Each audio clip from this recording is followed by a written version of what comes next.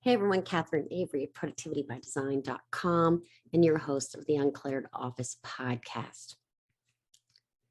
Probably about 4 years ago, I was sitting in a client meeting discussing our next steps in our construction project. At the time, I was a commercial office interior designer. It was time for delivery of wood, 2x4s, the things used to build the walls. The word completely escaped me. Across the table, one of my clients said, lumber. We all laughed and laughed. Chemo brain had struck again. While I've left my design days behind me, I may still have a few missing pieces here and there. I lose occasional words. It's something I try not to think about too much. It just sits on the back burner. But as I am coming up on my cancer anniversary of September 11th, this is recording just after that. This is recording now. You will be listening to it just after that.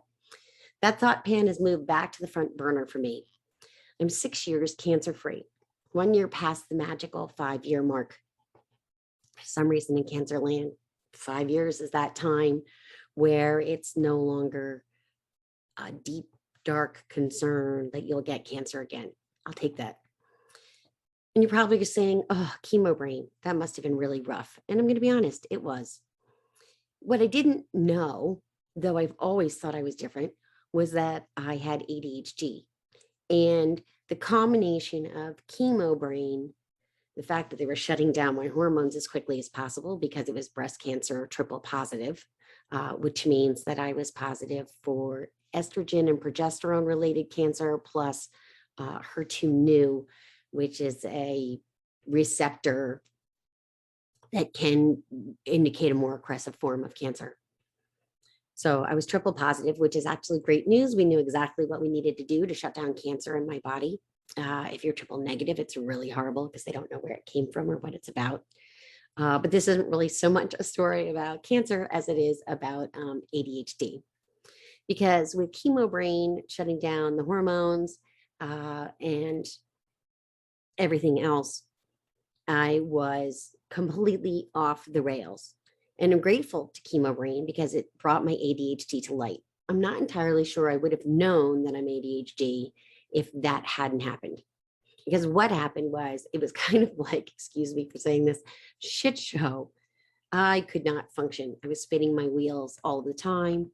I had no idea what to do next. It was really a difficult time in my life. So cancer has been a blessing and a curse, but it's mostly been a blessing. I know when people say that, they're always like, oh, I never would believe people, but it truly is. You learn a lot of great lessons when you have to go through something horrible. And I'm hoping for your sake that you never have to go through anything horrible and you just get the life lessons without those. So chemo brain is faded for the most part. I sometimes still laughingly use it as an excuse because I forget words, but my ADHD is not. And I think it's really important for people who are learning about ADHD that it doesn't fade out. It's something that's with you since childhood. And I actually will talk through what that looks like today. So I got tested in the spring. I finally took the plunge, and I mostly did it because I felt like it was weird to say to my clients, I have undiagnosed ADHD. Well, wait, you're an ADHD and productivity coach, but you don't know if you actually have the diagnosis. But I kind of been living my life with just knowing it, right? And then finally said, I guess I should get it just to be, I don't know, to be accurate with people. So I did it, and I do have ADHD, and I'm not surprised. It answered so many questions that I've had all of my life. Why was I so stinking smart, but struggled so much in school? Why couldn't I just get things done in time like everyone else? Hello, late papers, lower grades because of late papers? Seriously? Sometimes they were completely done. I had one in college that was just sitting around that I hadn't bothered to turn in, and I got a lower grade. It would have been an A. Instead, I got like some kind of a B. And why did I feel so damn different all the time? That's a whole lot of why. And it's all answered in one lengthy, intensive test. And by the way, it is not an easy test. You have to sit down and write everything out. I did it on ADHD online. I didn't feel like I wanted to go spend $400 to meet with a fancy psychiatrist in Fairfield, Connecticut, where everything's more expensive. ADHD online test was around $200. It is evaluated by a proper doctor. They know what they're doing. And you answer many, many questions, including those teacher comments from middle school, et cetera. And they were really painful. I have to say, I had a good cry after writing all that. It was really hard to read. It was really hard to read because if only we had known, if only anyone had known. Listen, I'm 55 years old. No one was talking about ADHD in the 70s, and they sure as heck weren't talking about it in girls. Now, you might think that since I'm female that I have inattentive ADHD. And if you knew me personally, you would know that I most assuredly am combined type. I definitely have the hyperactive piece. I don't have the hyperactive piece so much in running around, bouncing off walls. I have it in talking very quickly. That's really where you see the majority of my hyperactive ADHD.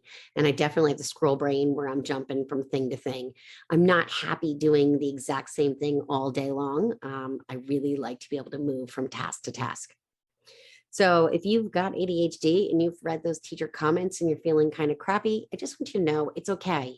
You're okay. One, they just didn't know about us when we were growing up. And two, you are perfectly and perfectly human. You have a beautiful, differently wired brain. And I want you to really embrace that. Which leads me to the other thing that happened in the spring. And it's not entirely about ADHD, but partly about it. So in the spring, I graduated from the foundational level of my coach approach training. I'm taking something called coach approach training, which used to be called coach approach for organizers. And I did it because I liked how it was set up. It's really set up that you don't do all of your coach training and then learn how to coach, meaning you actually get clients while you're going along the way. We have skills building groups where we practice coaching. And pretty much after the second or third course, they want us out there coaching for money, like being paid to coach, which is amazing. So there were 5 courses in the foundation level. And in it, we began to touch on neurodiversity and ADHD, as well as, of course, organizing and productivity. And I can tell you that as a coach, I both coach while helping clients get more productive and organized. So I can sometimes have that physical on-site organizational piece strictly in the office, by the way, not in your kitchen, your basement, or your garage. I don't want to be doing any of that kind of organizing. Or when I'm doing some productivity consulting, actually helping people create a plan. So I both coach one-to-one as a solo thing, and I coach as a part of the work I'm doing. And that's why I did this program, because they teach us how to coach while we're organizing or while we're working with a productivity consulting client. So once I finished in the spring, and for some crazy reason, I didn't seem to celebrate in any way. That's just not very me, but here we are. I didn't ring the bell when I was finished with chemo either. I kind of felt like I wasn't finished. That's just me. And same with this. I was finished with foundation level, but I wasn't finished with my full training. I don't think I'll ever be finished with my full training, but that's another issue. So what happens now is I had to choose a track. I could go into organizing, productivity, or neurodiversity. Well, I've already studied a ton on organizing and productivity, both with Institute for Challenging Disorganization and from reading countless books. So I chose door number 3, and it's an absolutely fascinating door. It's an entree into my mind and the mind of my clients. In case you missed that, door number 3 is neurodiversity. So coaching school isn't just about me learning how to coach you. I get coached by my fellow students, who I'd really call my business colleagues. It has really been a process of peeling back the onion. After decades of self-discovery, definitely one of those people, been on the couch, done therapy, I had thought I was already at the center, but I was surprised to learn there are many, many more layers to the onion. And spoiler alert, we're never really at the center of the onion. I've had an opportunity to learn as much about myself as I have about others. Being the client is quite the learning experience. We get the chance to see how others coach. What do we like about their style of coaching? What would we do or ask differently? What's another direction we could have gone? My coach trainer tells us to come as the client with all of our ADHD, if we have it, on display. So yes, I get to be in your shoes. So if you're wondering if I've walked a mile in your client's shoes, maybe, maybe not. I can tell you that I have dealt with anxiety, depression, and this differently wired brain of ADHD. I don't generally work with clients who have autism because it's not something I understand and I'm not super trained in it. But whatever the journey is, it's your journey, not mine. And I'm here holding a safe space for you while we travel. So, what is coaching? You're probably asking yourself. Coaching isn't about me feeding you answers. It's about me holding a safe space for you to find those answers within yourself. Coaching is a co-created relationship, which is a fancy way of saying coaching is a partnership between the coach and the client. And I can tell you it's not for everyone. Coaches are facilitators of learning. We hold space for the client to maximize their own performance and potential. We help you achieve specific goals. We believe that clients have the answers within him or herself. The client is naturally creative, resourceful, and whole. We say NCRW for that, naturally creative, resourceful, and whole. It really changes how you look at the world and you see everybody as naturally creative, resourceful, and whole. Changes things. We are present without judgment, empowering and motivating our clients to deeper understanding, creative thought, and changing perceptions. And we provide forward-focused guidance and empower you to make your own decisions. So you're probably thinking, you've been to therapy, Catherine. How is coaching different from therapy? Therapy focuses on mental health and emotional healing. Therapists assess, diagnose, and treat mental illness. And a really important caveat here, as a coach, I do not diagnose. I do sometimes recommend, like I might say, have you considered that this might be X, whatever X is, ADHD? I'm noticing from your behaviors that would that be something you want to go explore with somebody else? Get the idea? Therapists explore the past, present, and future to help their patients reduce symptoms and make behavioral changes. Therapists help their patients work through difficult feelings so they can change self-destructive habits and improve their relationships. Not exactly what we do in coaching. In consulting, a consultant has been an expert in the industry, and the consultant is paid to come up with answers and tell you what to do and how to do it. The consultant provides advice and imparts their knowledge. Often a consultant will teach specific skills or actually do the project for you. So I want to say something. It's very clear we're not therapists with ADHD coaching. We often will drift into a bit of a consulting role. Why is that? Because sometimes with ADHD, you just need to know how to do the dang thing. So we help you set what it is, what you're planning on doing, what your goals are, and where you're going. And then we would step into a consulting role to possibly help you set it up. So maybe that's a time management system or a way to prioritize or those habits that would help you get more organized. So ADHD coaching can be a little more around the consulting thing and not quite as cut and dry. You're probably saying to yourself, well, if I was wanting to get coached, what would be some of the benefits? So you can gain a fresh perspective on your challenges. Be provided with compassionate support and someone who is your ally and in your court.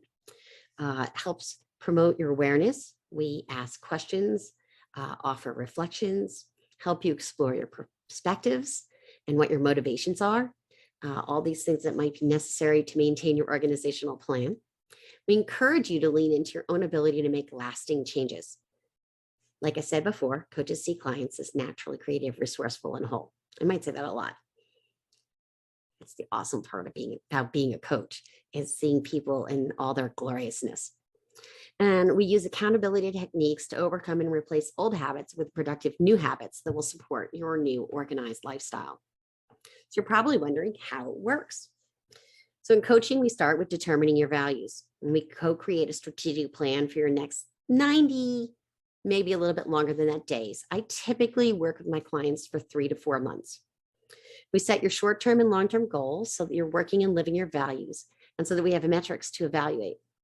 You'll be able to clarify exactly what's important to you so that you can make decisions in alignment with your goals. You'll set your priorities so that you can get your results faster.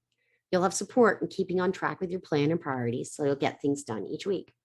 And together, we'll help you to develop some of these kinds of skills: planning skills, time management skills, your self-motivation, decision-making, and your self-esteem. Why me as a coach? Kind of weird. I don't really do this on the podcast. I tend to keep the podcast very separate, but I've gotten enough questions recently that I really felt it was important to talk some about why I'm doing what I'm doing, or what I'm doing in my regularly scheduled life. So why me as a coach? I've had ADHD. I've gotten through anxiety and depression. I recognize what it's all about. I truly, deeply care about my clients and their results. I really want them to be successful. And it's my great honor to be with them on the journey. I know it's not a hard sell. I just thought I would mention that I do have spots available. I would love to work with you if this sounds like something you're interested in doing. I promise that this podcast will be absolutely 100% back to regularly scheduled programming. I know it's so important to all of you to get tremendous value, and it's important to me to impart that value to you when you're here on the podcast. We have some great guests coming up. This is season 3. I kind of soft started it by having 2 folks be interviewed earlier in the month. That's because they're just crackerjack amazing people, and I wanted you to be able to hear them. If you are enjoying this podcast, I'd love it if you would like it, share it, give a review. The only way I can reach more people is if you provide reviews, so that would be amazing. And if you think you're ready for some coaching because you're struggling in any way with productivity, time management, getting things done, your brain feels like you have 50 tabs open, you need 27 hours in a day, you don't know how to manage work-life balance, you just need some tools, and you need an ally and a supportive person in your court. And I would love to be that person for you. I want to thank you so much for listening to the podcast, and I'm looking forward to being with you next week when I have another amazing guest. Just wait, all about content creation. It's going to be fabulous. Again, thanks so much for being here. Catherine Avery, Productivity by Design, your ADHD and productivity coach and host of the Uncluttered Office podcast. Till next time.